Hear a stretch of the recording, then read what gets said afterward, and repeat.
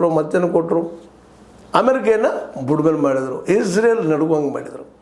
ಇವತ್ತು ಜಗದ ಹೆಂಗೆ ಒಬ್ಬ ಸಾಮಾನ್ಯ ಇರಾನ್, ಯಾವ ಇರಾನ್ನ ಯುರೇನಿಯಮ್ದಿಂದ ಮತ್ತೊಂದರಿಂದ ಅಂಜಿಸಿ ಅದನ್ನೆಲ್ಲ ಕಟ್ಟಿ ಒಗೆದಿದ್ರು ಅಮೇರಿಕನ್ಸು. ಇವತ್ತೆಲ್ಲದಕ್ಕೂ ಒಪ್ಪಿಗೆ ಕೊಡುವಂಥ ಪ್ರಸಂಗ ಬಂದಿರ್ತದೆ.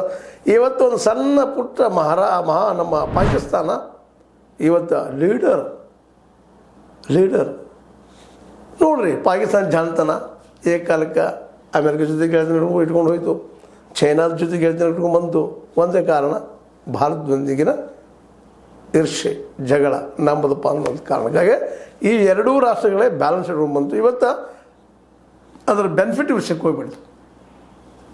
ಯಾಕಂದ್ರೆ ಮೋದಿಯವರು ಮಾಡಿದ ಅನೇಕ ತಪ್ಪುಗಳಿಂದ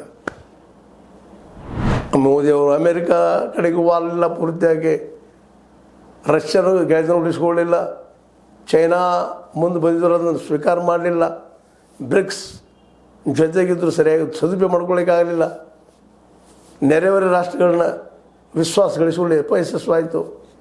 ಸಾರ್ಕ್ ಇವತ್ತೆಲ್ಲಿದು ಗೊತ್ತಿಲ್ಲ, ಅಲಿಪ್ತ ನೀತಿ ಎಲ್ಲೋ ಹೋಗಿಬಿಡ್ತು. ಹೀಗಾಗಿ ಅತಂತ್ರವಾಗಿ ಭಾರತ ಇವತ್ತು. ಅದ್ರ ಜೊತೆ ಬಡತನ ಒಂದು ಈ ದೇಶಕ್ಕೆ ಅಂಟಿದ ಶಾಪ.